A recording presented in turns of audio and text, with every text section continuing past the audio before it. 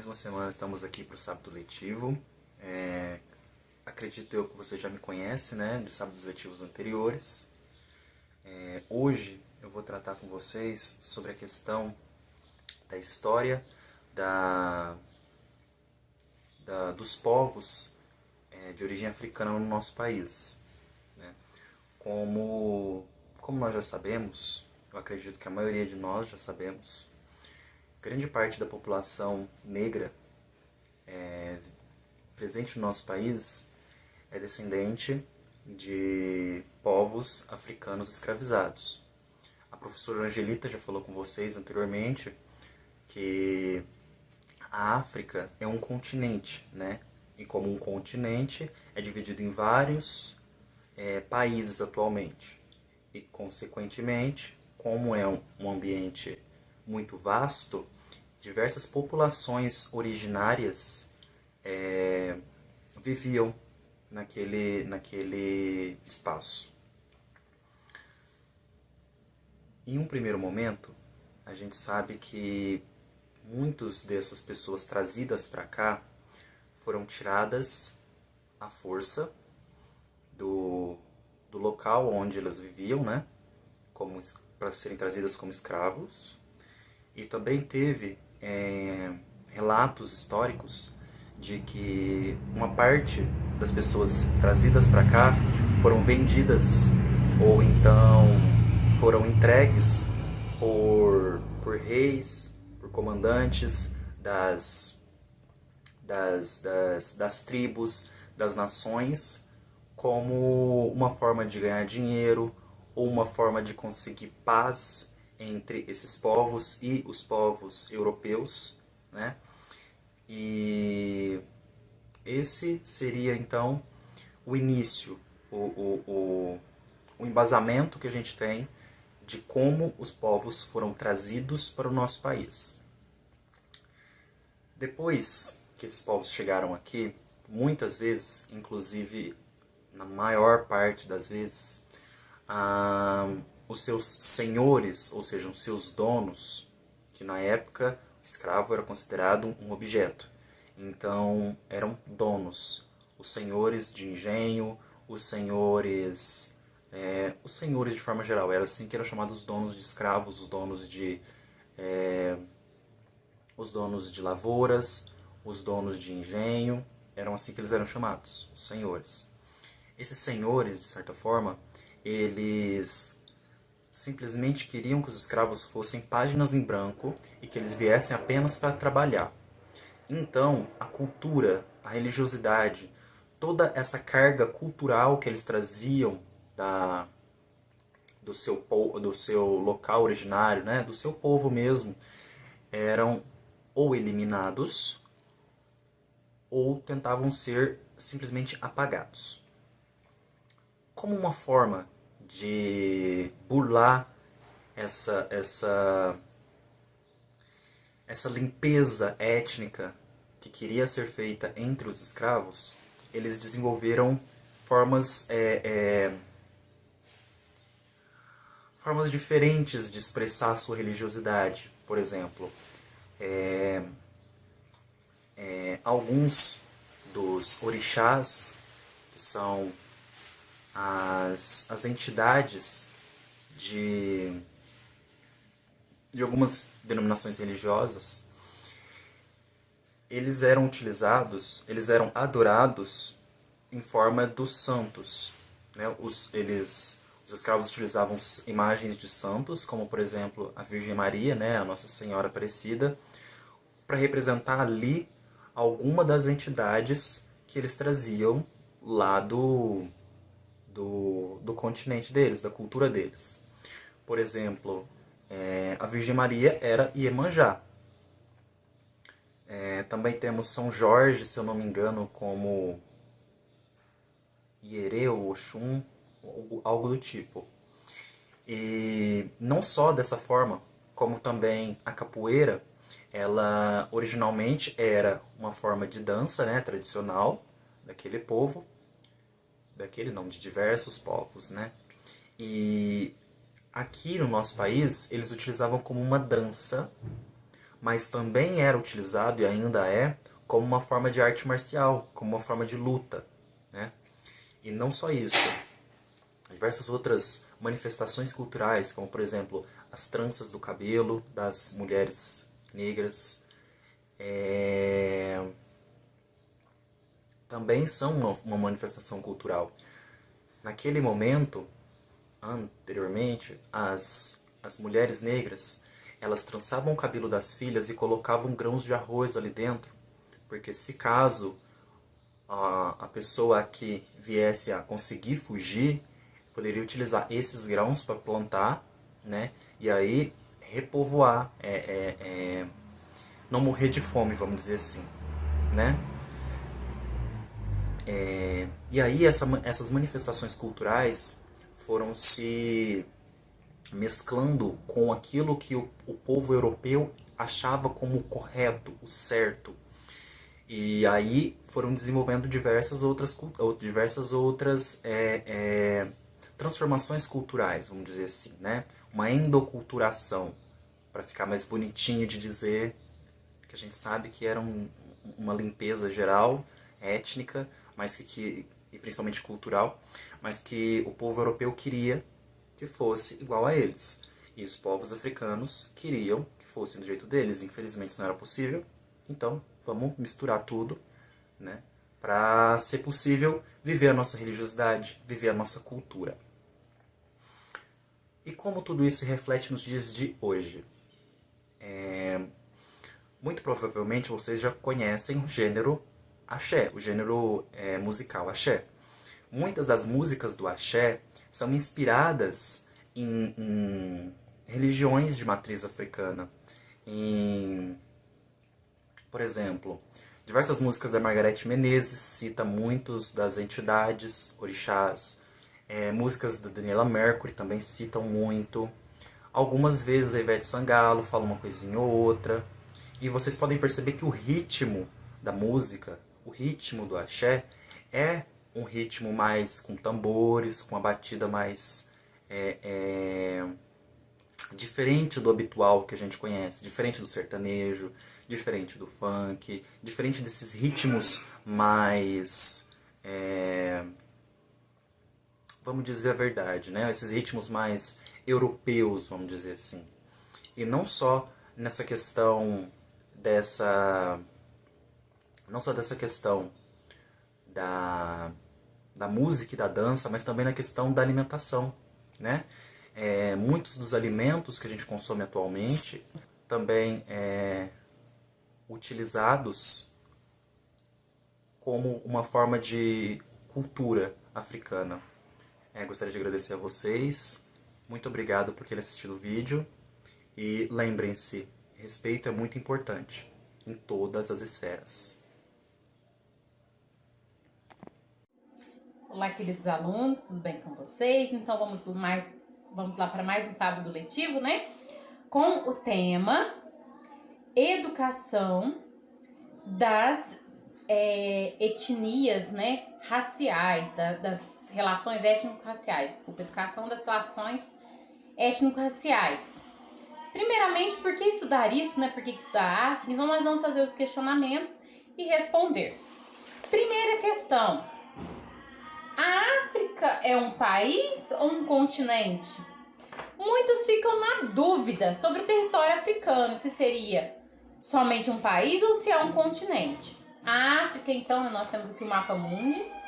A África é um continente que tem limites aí com a Europa, né, no mar Mediterrâneo, que é o mar Mediterrâneo, banhada pelo Oceano Atlântico e o Oceano Índico. A África é constituída por vários países, né? Aqui, ó, mapa político da África. Então, são muitos países, né, o continente africano. Dentre eles, nós temos o Egito, que fica ao norte da África, numa civilização antiga muito importante. O Marrocos, também, né, que fica mais aqui ao norte também, ele perto do mar Mediterrâneo. Temos a ilha de Madagascar, o continente é composto por algumas ilhas também. tem aqui a África do Sul, né? Um dos países mais conhecidos. Moçambique, Zâmbia, Angola, Zaire, Sudão, Chad. É na África também que fica um dos maiores desertos do mundo, o Saara. Então essa parte geográfica. Então a África, ela é sim um continente e não um país. Um continente com vários países, com vários povos diferentes, que falam línguas diferentes, com religiões diferentes, com cultura diferente. Segundo questionamento: por que estudar cultura africana? Essa é uma outra dúvida bem frequente nossa também. Por que estudar a cultura africana? Qual a necessidade de se estudar a cultura africana?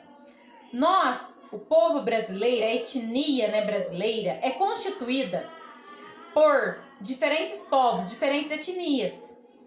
Mas são três principais. Os povos indígenas, de etnias indígenas, né, com seus vários costumes, culturas, que já habitavam aqui. Os portugueses, né, de etnia portuguesa, os europeus de etnia portuguesa, que também trouxeram sua cultura ao dominar e conquistar o território. E os povos africanos, que vieram para cá como escravos. Então esses povos africanos também trouxeram suas línguas, sua cultura, seu modo de ser, seu modo de pensar, mesmo como escravos. Eram pessoas que pensavam, que falavam, que tinham suas ideias. Um outro questionamento: como os povos africanos tornaram-se escravos, né? Então, como será que os povos africanos tornaram-se escravos dos povos dos portugueses e vieram para o Brasil? Na África, né, lá no continente, já tinha o costume dos povos vizinhos guerrearem. O povo que perdia a guerra tornava-se escravo do povo que vencia a guerra. No entanto, eles se tratavam de forma igualitária, mesmo que um povo fosse escravo do outro. Era permitido que continuassem com sua cultura, com seus costumes e com suas crenças. Eram escravos apenas no trabalho servil.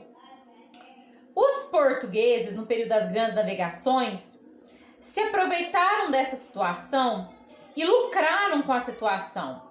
Perceberam que poderiam utilizar o povo africano nas lavouras no novo território colonizado, na colônia brasileira. De que forma? Derrubando as matas, fazendo lavouras. Eles perceberam que esses escravos africanos, eles já eram acostumados com o serviço mais bruto, mais pesado, e perceberam que poderia até vender, né? E traziam esses escravos para o Brasil, para a colônia, nos navios negreiros, mas com condições muito ruins, sofriam castigos e eram tratados de forma inferior pelos portugueses. Aliás, eles nem eram pessoas. Para os portugueses, eles não eram pessoas. Eram objetos, mercadoria, e tinham um valor de troca. Se ele era mais forte, valia mais. Se era mais magro, valia mais, né? Último questionamento: qual a contribuição da cultura africana, né, para a cultura brasileira? A cultura africana, né, ela é muito rica na culinária e na religião. Na vestimenta, né, eu estou aqui com uma blusinha, ó, com desenhos tribais, né, desenhos geométricos tribais. Na África eles utilizam vestimenta dessa forma. As cores são mais vivas, claro, né? Aqui no Brasil nós não utilizamos muito isso. Vai ser mais na culinária, né, com pratos como a feijoada, que é um prato africano. Eles comem pratos mais robustos, né?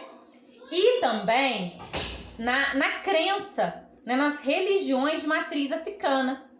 Então, eles vão contribuir dessa forma. E também foram eles que ajudaram a construir as cidades, construir as lavouras, ajudaram na economia do país.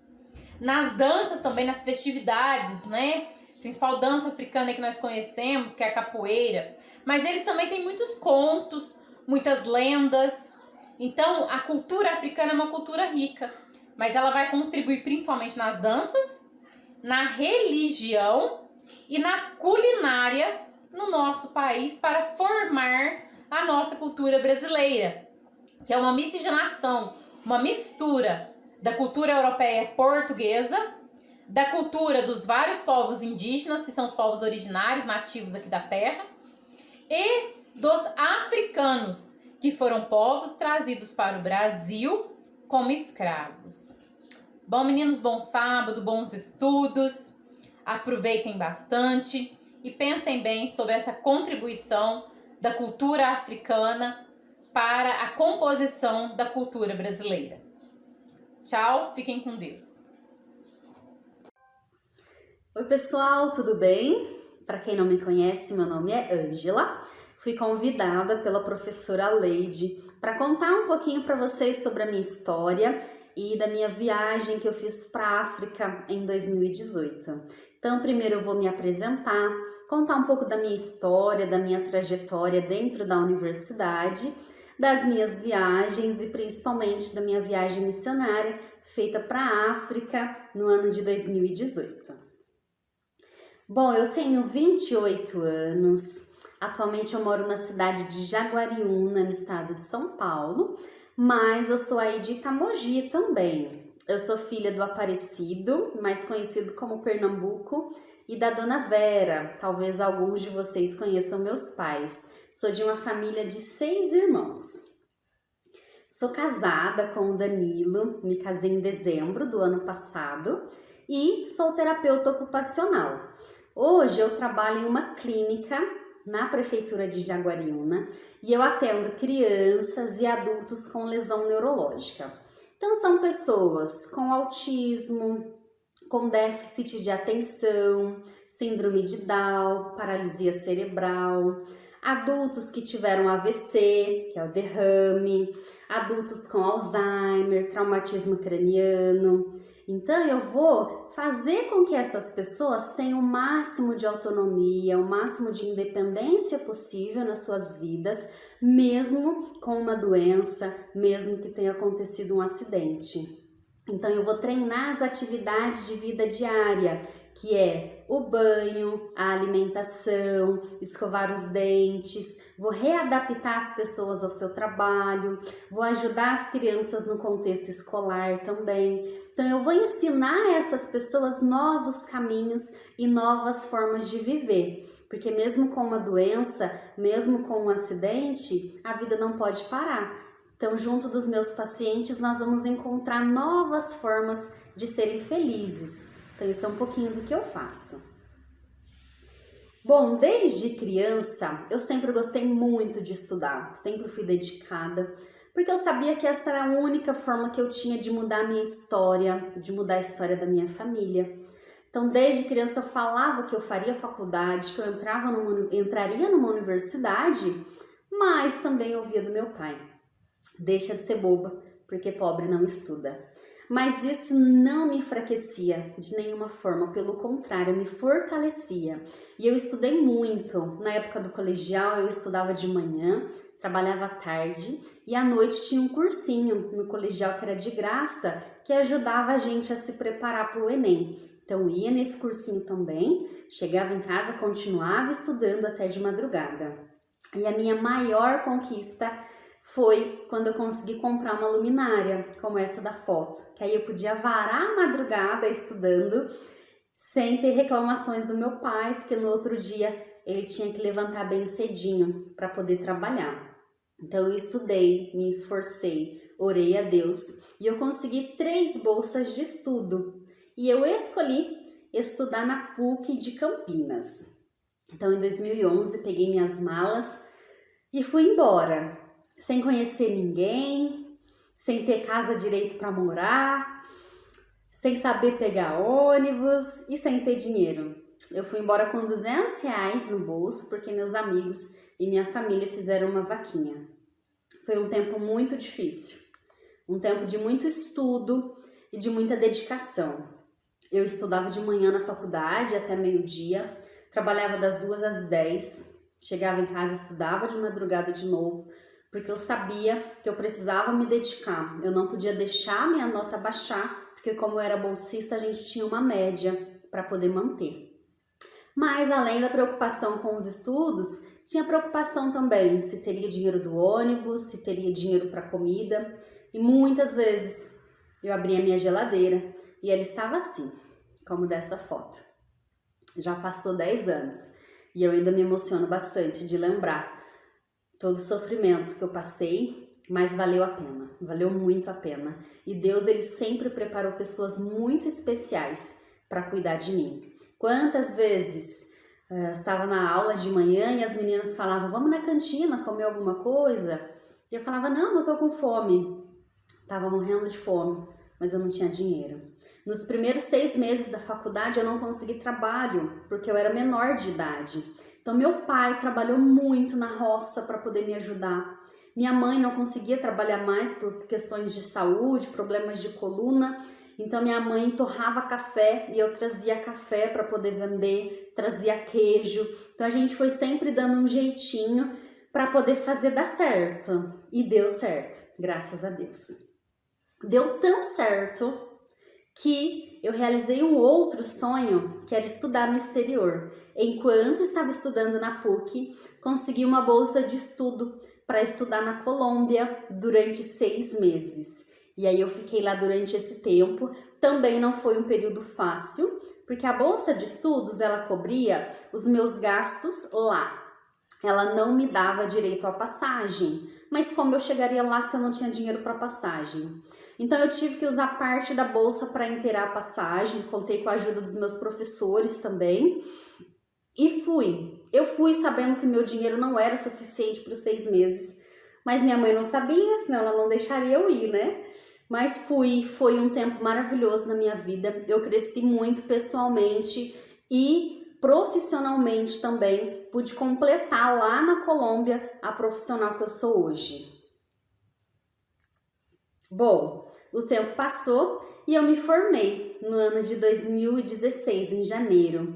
Foi um dos dias mais felizes da minha vida. Eu pude ver sentado ali o meu pai, a minha mãe, a minha família, os meus amigos, a minha igreja, que sempre me apoiou, que sempre me ajudou. Então foi um dia onde aquela criança que sempre ouvia, deixa de ser boba, porque pobre não estuda, ela pôde dizer, sim, pobre estuda e pobre estuda em uma das melhores universidades do Brasil. Então foi uma grande conquista.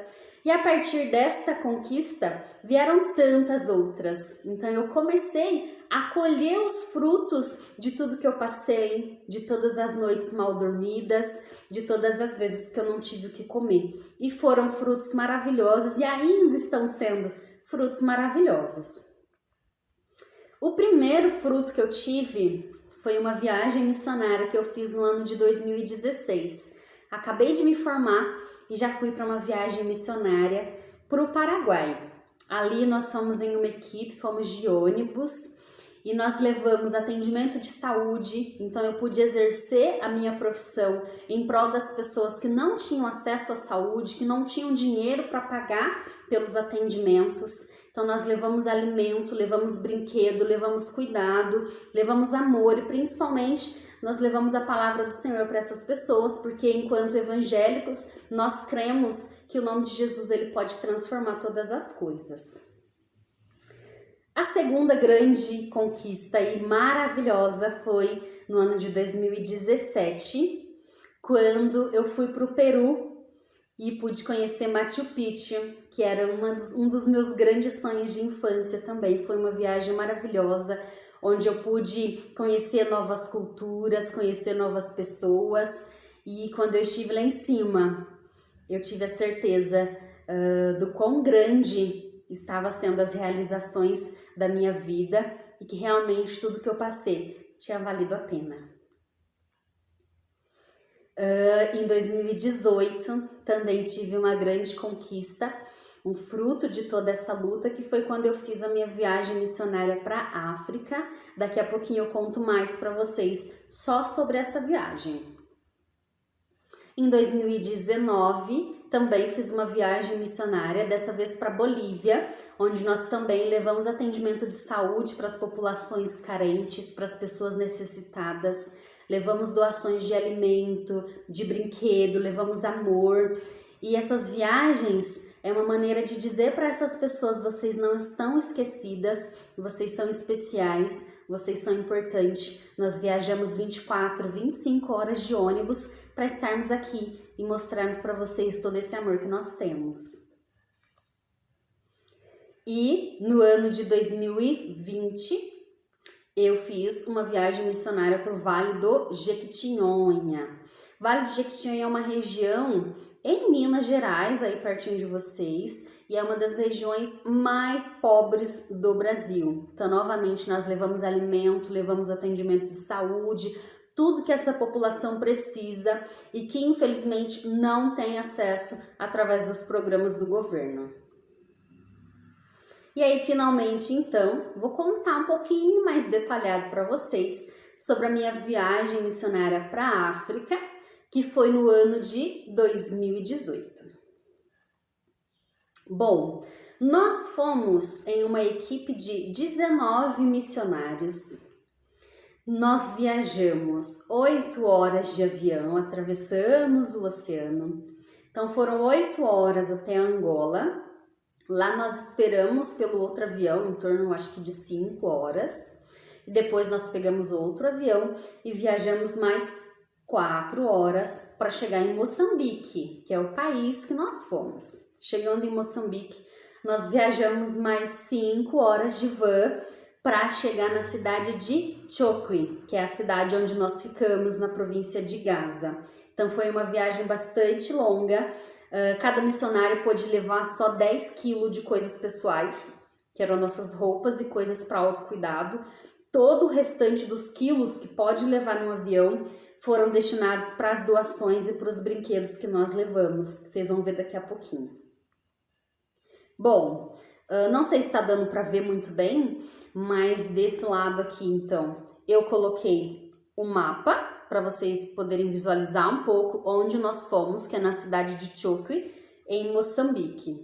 Bom, Moçambique, ele conta com uma população mais ou menos de 32 milhões de pessoas. Desses 32 milhões de pessoas, cerca de 60% das pessoas são extremamente pobres, vivem abaixo da linha da pobreza. Lá eles falam português, mas falam dialetos locais também. Então, onde nós fomos, alguns adolescentes falavam português, algumas mulheres, mas a maioria falavam dialetos, então sempre precisava de alguém para poder traduzir. A moeda que eles usam lá é o metical, e aí cerca de metade dessa população que eu falei para vocês vive com menos de 2 dólares por dia. E eu acredito que seja menos que isso ainda. Então é uma população extremamente pobre, que não tem acesso à saúde, que não tem acesso a nenhum tipo de cuidado. E aí eu trago para vocês algumas fotos que são reais, fotos realmente da nossa viagem. Então nessa foto desse lado é uma casinha, vocês podem ver como que é o modelo das casas lá. Essa casa não é na cidade, é no povoado. Lá nós ficamos em 2 povoados. E aí, nos povoados as casas são assim, na cidade já é um pouquinho mais desenvolvido. E desse lado aqui vocês podem ver como são os banheiros. Nesse banheiro eles fazem as necessidades e tomam banho, tudo nesse mesmo lugar. Então é muita pobreza, muita necessidade de ajuda. Lá, as crianças 4, 5 anos já são responsáveis pelo cuidado das outras crianças menores. Então, você sempre vê as meninas carregando os irmãozinhos, ó, como nessa foto. Elas carregam os irmãos amarrados nas costas. Esse é um episódio onde eu fiquei um pouco com a criança para que outra criança pudesse se divertir, pudesse comer. Por que que isso acontece? Porque eles estão numa região onde não tem trabalho. Então os pais, os homens da família vão para o outro país próximo, que é a África do Sul, para trabalhar. Muitos, a maioria, abandonam a sua família e aí a mulher precisa trazer o sustento para casa. Então as crianças maiores cuidam das outras para que a mulher saia para recolher lenha, para procurar comida, para trazer o sustento para dentro da casa. Lá no povoado que nós fomos não tem água encanada, tem apenas esse poço. Então as pessoas precisam caminhar bastante para chegar até esse poço e levar água para suas casas. E essa é a escola onde eles estudam. As crianças geralmente estudam somente até a 4ª série, porque a partir da 4ª série elas têm que comprar o uniforme e o material.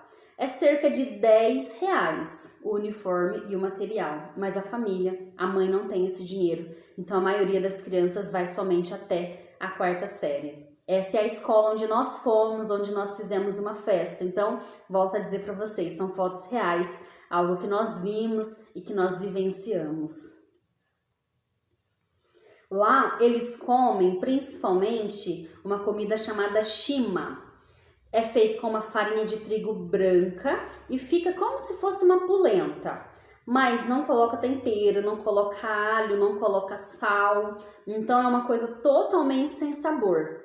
E aí as mães acabam pegando algum mato que pode ser comido e faz como se fosse uma salada para poder acompanhar essa chima. Geralmente é uma vez por dia que comem essa chima. E aí eu conto para vocês que todos os dias que nós estivemos lá, nós fizemos comida e alimentamos cerca de 400, 500 crianças. Lá eles gostam bastante de pé de frango, eles chamam de patinhas. Então dia de festa para eles é dia que tem pé de frango ou é dia que tem peixe no molho. Então é o que a gente fazia para eles poderem comer. E aí eu quero compartilhar com vocês um episódio. Uma criança já tinha comido e lá é muita areia, parecendo praia. E aí ventou o prato dela, que ela não queria mais, encheu de terra. Eu peguei aquele prato, fui e joguei no saco de lixo. Juntaram cerca de 20, 30 crianças naquele saco de lixo para poder pegar comida. Isso porque elas já tinham comido. Então é um desespero muito grande, porque essas crianças não sabem quando será a próxima refeição. Então é como se eu preciso garantir agora, porque eu não sei se amanhã eu vou comer.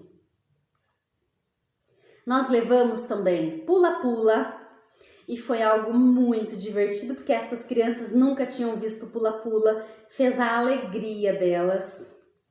Nós levamos máquina de algodão doce e aí de novo foi uma super festa.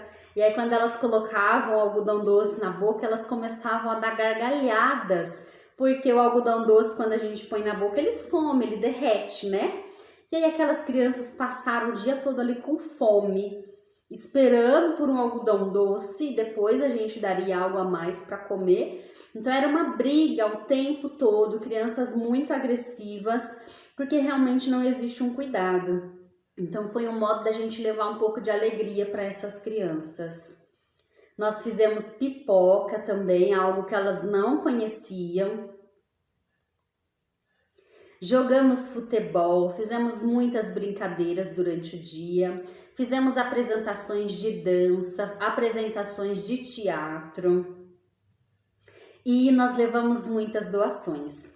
Nós levamos 1000 bonecas de tecido que nós doamos para as meninas, 1000 carrinhos para os meninos e 1000 kits escolares. Kits escolares foram mais, na verdade. Porque essas crianças não tinham isso em casa, muitas não iam para a escola porque não tinham caderno. E foi uma alegria imensa. Olha na foto a carinha dessas meninas quando recebem essa boneca. Muitas delas usavam gravetos de madeira como boneca. E foi algo muito maravilhoso, porque a minha família pôde participar de todo esse processo. A minha família ajudou na construção, na produção dessas bonecas. Então, foi um sonho que não era só meu, um sonho que era da minha família também, e todas abraçaram esse sonho e puderam doar um pouquinho do seu tempo, um pouquinho do seu trabalho em prol dessas vidas que tanto necessitavam. Lá nós fizemos a ampliação da igreja e construímos um banheiro na igreja também, algo que não tinha, e trouxemos também água encanada para a igreja. Isso então foi um pouquinho do que nós fizemos ali na África. Tem muito mais para contar. Se for contar tudo, eu fico aqui 1, 2 horas contando. E para mim é uma alegria muito imensa poder compartilhar do que nós fizemos lá. E principalmente do que Deus fez através da nossa vida naquele lugar. Um lugar pobre, um lugar necessitado, um lugar totalmente esquecido pelo governo. Onde crianças muitas vezes nem sorriem porque não tem nenhum motivo de alegria. Crianças sofridas, crianças tristes, mas que puderam sorrir e que puderam se alegrar com a nossa presença e com tudo que nós levamos.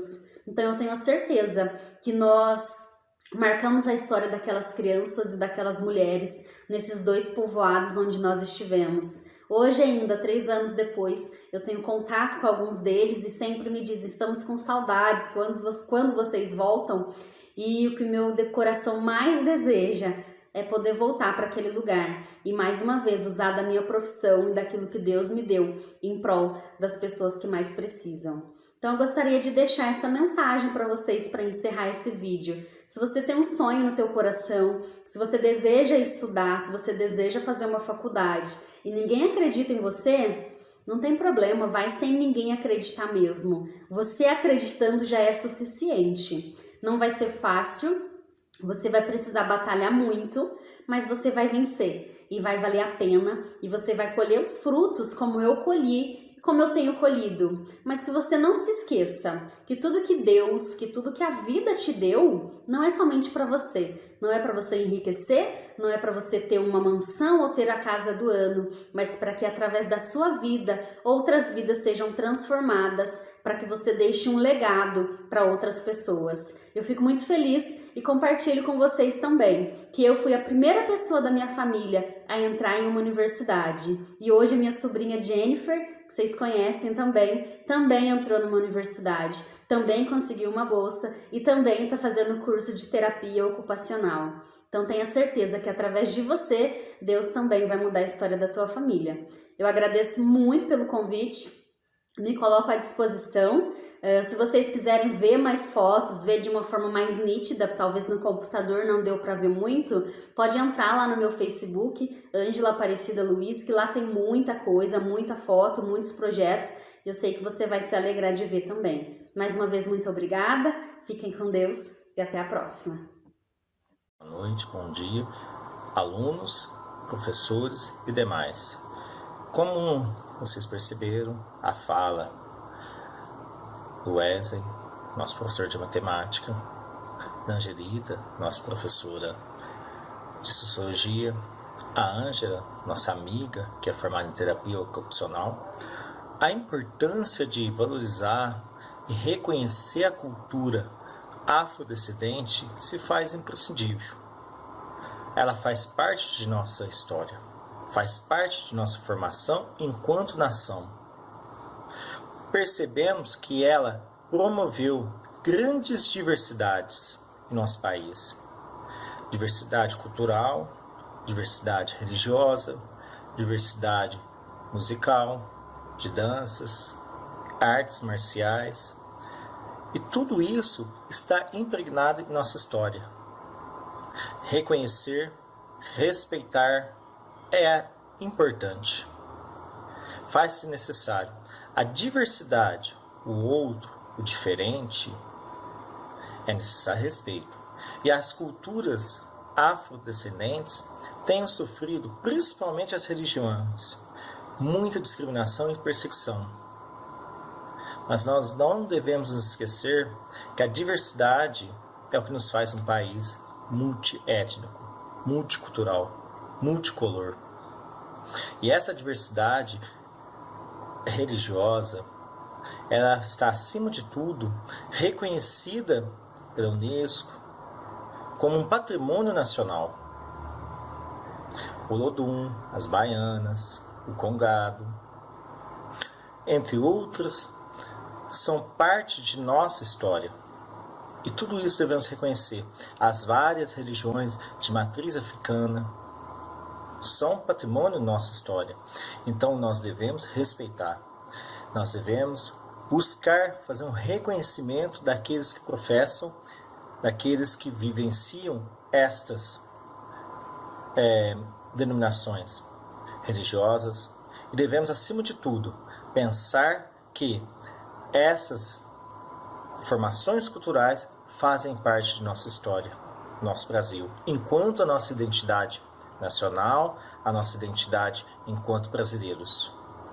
Espero que vocês tenham gostado bastante do nosso sábado letivo. Façam a atividade proposta e tenham um bom dia a todos vocês. Nos vemos nos próximos sábados. Até mais.